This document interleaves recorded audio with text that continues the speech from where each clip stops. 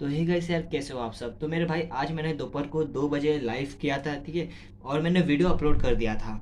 लेकिन काफ़ी लोगों ने बोला कि मतलब मैंने बाद में भी देखा तो पता चला कि वीडियो है ना सही से बना ही नहीं है, सही से लाइव हुआ ही नहीं है। क्योंकि काफ़ी ब्लर हो गया था वीडियो, वॉइस भी काफ़ी लैग हो रहा था। तो पता चल गया मुझे कि मेरा फ़ोन तो उसे सपोर्ट नहीं कर पाएगा लाइव को। तो लाइव तब तक आना तो पॉसिबल नहीं है। अब हालांकि मैंने आपसे वादा किया था कि ऑब्जेक्टिव का भी मैं क्वेश्चन आंसर या फिर आपका जो इम्पोर्टेंट है वो बताऊंगा।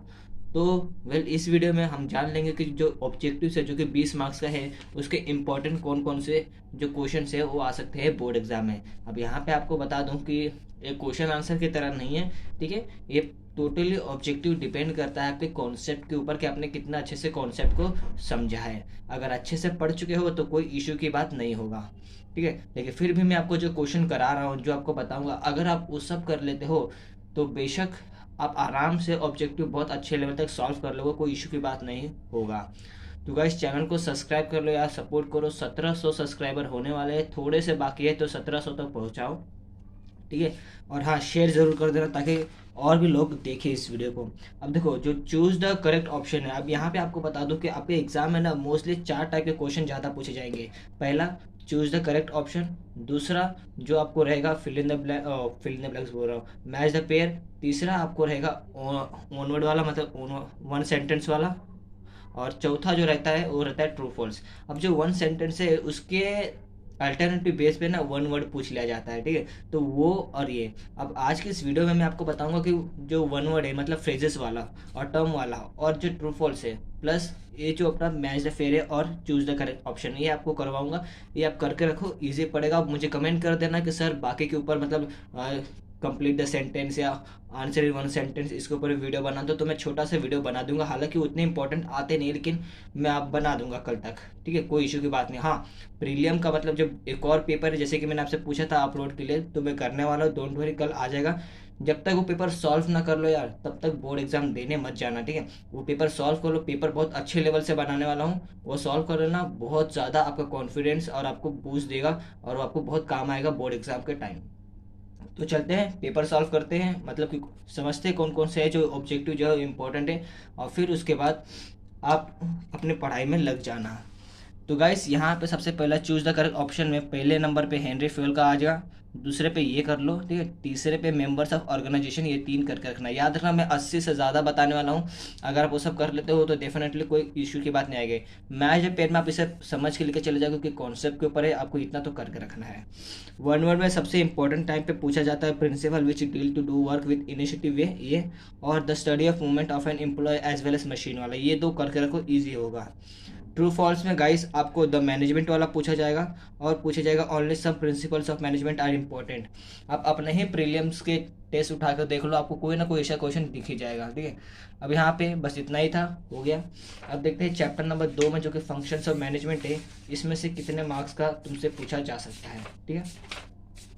याद रहे, जिसका वेटेज सबसे ज़्यादा कम रहेगा उसमें ऑब्जेक्टिव सबसे ज़्यादा आएगा, ठीक है। और जिसका वेटेज ज़्यादा रहेगा उसमें ऑब्जेक्टिव उतने ज़्यादा नहीं आता। अब इसका वेटेज जो है ज़्यादा है चैप्टर नंबर 2 का, तो इसमें ऑब्जेक्टिव इतना नहीं आएगा, क्योंकि सब डिस्टिंग्विश या answer one sentence, sorry one sentence बोल रहा हूँ, जो 8 मार्क्स का है ना वो लेके चले जाएंगे। लेकिन फिर भी इसको करना है अपने को। तो ये first function of management, last function of management समझ के रखना, बहुत ज़्यादा ईजी है। और हाँ, इससे याद आया मेरे को कि मैंने ना इंपॉर्टेंट क्वेश्चन आंसर के ऊपर भी वीडियो बनाया है, तो जाके देख लो, आपको डिस्क्रिप्शन या फिर आप मेरे वीडियो सेक्शन में मिल जाएगा। तो बहुत इजी रहेगा, देख लेना। वो कर लोगे ना तो आपका बोर्ड बहुत अच्छा चला जाएगा। अब देखते हैं वन वर्ड में क्या आएगा। राइट पर्सन वाला कर लेना, फिर इसके बाद फर्स्ट फंक्शन और लास्ट फंक्शन, जैसे कि हम लोगों ने यहाँ पे किया। और यहाँ पे आता है it increase the team spirit of work place, ठीक है, ये आ जाएगा। और the term that is use to donate the structure, ये कर रखना। अब देखते हैं ट्रू फॉल्स में हमसे क्या पूछा जाएगा। तो यहाँ पे स्टैंडर्ड्स का आप करके रखो, फंक्शंस का पढ़ लेना, ठीक है। स्पेशलाइजेशन इन एक्टिविटीज़, ये कर लो। बस इतना काफ़ी है, इसमें और कुछ इशू की बात नहीं होगा। अब एंटरप्रेन्योरशिप डेवलपमेंट, यहाँ पे आपको कई बार जो रहता है ना, 2 मार्क्स के क्वेश्चन में ज़्यादा पूछ लिए जाते हैं, लेकिन इसमें ऑब्जेक्टिव भी ज़्यादा आ जाता है। अब यहाँ पे आपको करके रखना, पहला द वर्ड एंटरप्रेन्योर का, फिर एंटरप्रेन्योर, एंड उसके बाद स्टार्टअप ऑफ इंडिया, ये बहुत ज़्यादा इंपॉर्टेंट है भाई, ये हमेशा आ ही जाता है। मैच द पेयर पढ़ के रखना, बहुत ईजी है, समझ जाओगे। क्वेश्चन नंबर 6, 4 और 2, ये करके रखो, इजी होगा। 3 वाला भी पढ़ लेना, ठीक है, बहुत ज़्यादा इजी है। नॉर्मल, इनोवेशन, इनोवेटर, एंटरप्रेन्योरशिप और एंटरप्रेन्योरशिप, ये क्या होता है ये समझ के रखोगे तो तुम्हारा इस चैप्टर का ऑब्जेक्टिव पूरा क्लियर होगा, क्योंकि इससे बाहर का क्वेश्चन नहीं बनने वाला है इसमें, ठीक है। ट्रू फॉल्स में भी सेम यही एंटरप्रेन्योर का, और उसके बाद आता है स्टार्टअप इंडिया, ठीक है। बस इतना करके रखो।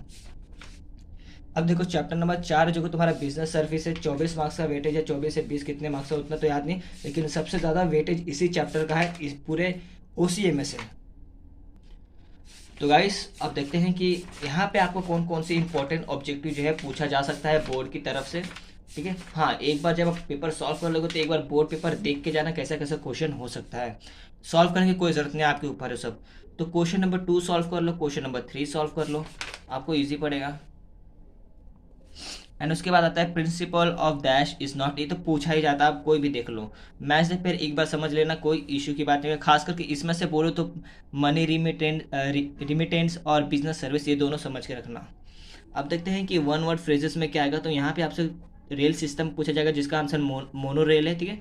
और ministry who looks after development, ये करके रखना। समझ में आया? चलो ठीक है।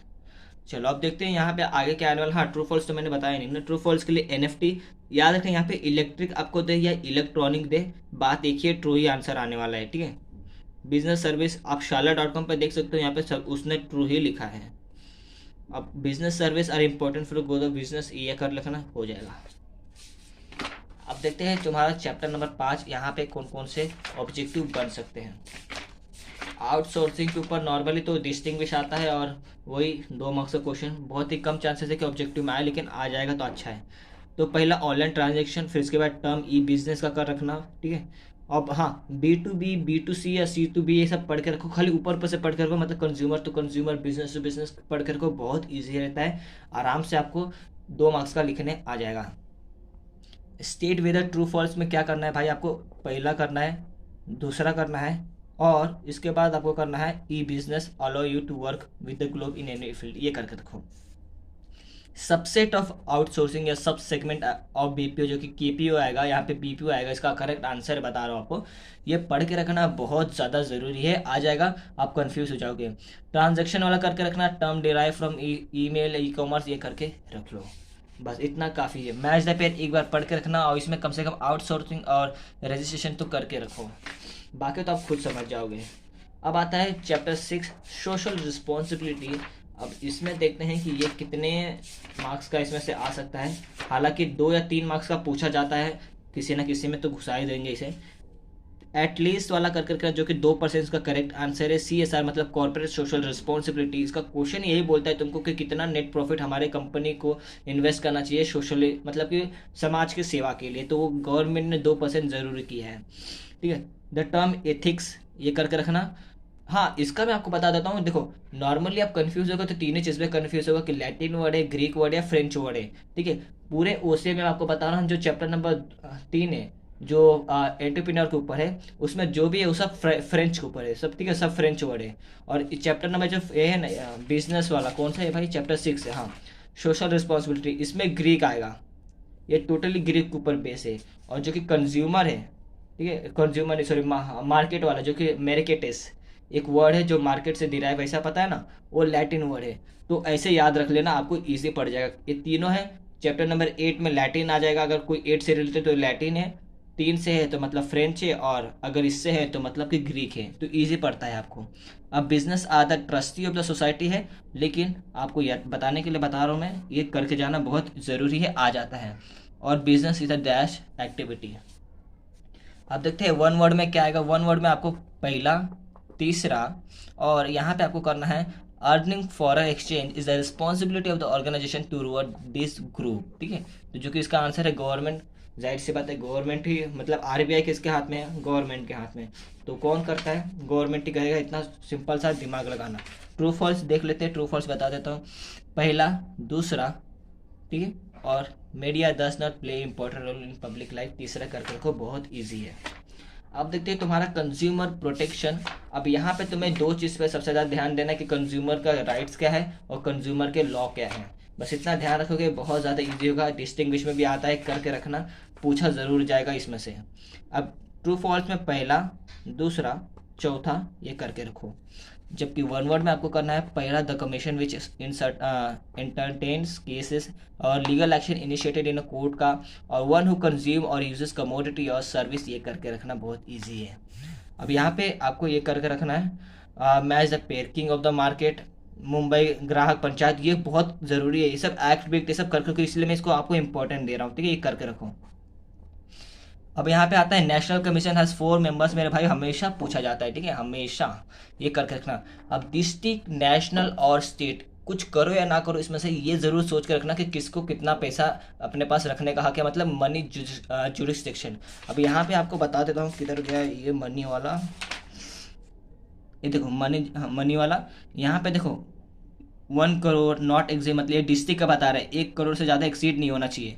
अब इनका 10 करोड़ से ज़्यादा एक्सीड नहीं होना चाहिए, ये है स्टेट वाले। नेशनल वाले हमेशा 10 करोड़ से ऊपर। तो ये समझ के रखना और इसे सॉल्व करना, क्योंकि क्वेश्चन पूछा जाता है नॉर्मली और तुम कंफ्यूज हो जाओगे, तुम्हें समझ में ही नहीं आएगा कि अरे कौन से चैप्टर का पूछा है। और in India consumer protection act 1986 बहुत ज़्यादा इंपॉर्टेंट है, करके रखो, समझना कौन से ईयर में 1986 में भाई कौन सा एक्ट लगा था, तुम्हें पता होना चाहिए बस। हाँ, वैसे एक बात बताओ, केस द फॉलोइंग के ऊपर तुम चाहते हो कि मैं एक वीडियो बना, मतलब इंपॉर्टेंट वाला, तो मुझे बताओ, मैं ज़रूर बनाऊंगा, ठीक है। मार्केटिंग, अब देखते हैं मार्केटिंग क्या आएगा। मार्केटिंग जो कि तुम्हारा लास्ट चैप्टर है मेरे भाई। अब यहाँ पे सर क्या आएगा, जल्दी से बता दो ना। तो यहाँ पे तुम्हें यस मेरिकेटस, जो कि अगेन इंपॉर्टेंट है, कहाँ गया, पेरिशेबल गुड्स के लिए और रिटेल मार्केट, 3 चीज़ करके रखना। इसमें से आपको सिर्फ एक ही 2 ही चीज़ समझना है, ब्रांड्स का और आता है डिजिटल मार्केटिंग का, बस इतना हो गया, काफ़ी है, ठीक है।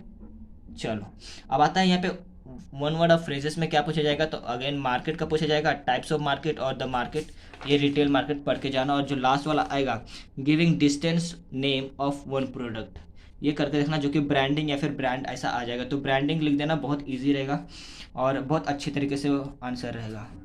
अब देखते हैं ट्रू फॉल्स में क्या पूछा जाएगा, तो मार्केट यही आपसे पूछा जाता है, कर लो। रेगुलेटेड मार्केट कर लो, ठीक है, और मार्केट कैन बी डिफाइंड कर लो, बस इतना ही कर लो, बाकी सब हो जाएगा और कुछ करने की ज़रूरत नहीं है। अब मुझे कमेंट करके आप बताओ कि वन वर्ड अरेंजिंग प्रॉपर या फिर कंप्लीट अ सेंटेंस या फिर आंसर वन सेंटेंस के ऊपर वीडियो चाहिए कि इतने में आप खुश हो। और हाँ, ये भी मुझे बता देना कि केस द फॉलोइंग सिचुएशन का मैं क्या करूँ, उसके ऊपर भी वीडियो लेकर आओ। अगर मुझे आप बता दोगे तो मैं ज़रूर कुछ ना कुछ एक्शन ले लूँगा। और हाँ, कल पेपर आएगा OCM का, ठीक है, 80 मार्क्स का पेपर आएगा, शाम को आएगा या फिर दोपहर को आएगा। सॉल्व कर लेना, जरूरी नहीं कि 3 घंटा लगातार टाइम देके करो, लेकिन 1-1 घंटा दे के गैप करके कैसे ना कैसे करके करो। लेकिन ज़रूरी यह है कि हॉनेस्टी के साथ कर रहे हो कि नहीं कर रहे हो, ईमानदारी के साथ करो, क्योंकि बोर्ड में आपके अलावा कोई दूसरा पेपर लिखने के लिए नहीं आएगा। ओके, बस तो गाइस अभी के लिए इतना ही यार। एक तो मन मेरा उदास हो गया था जब मैंने देखा कि मेरा लाइफ बिल्कुल बेकार चला गया। तो भाई अब से तो मैं लाइव नहीं करने वाला हूँ, तब तक नहीं जब तक मेरे पास अच्छा प्रोसेसर कुछ अच्छा चीज़ ना आ जाए। अभी बस मोबाइल से ही करना है और वीडियो ही बनाना है आप सबके लिए। हाँ, बाकी एक काम है, आपको लाइक शेयर सब्सक्राइब, ये आपकी जिम्मेदारी है, आप ज़रूर करना। और हाँ, चैनल को 1700 सब्सक्राइबर तक पहुँचा दो, ठीक है। Take care, bye bye.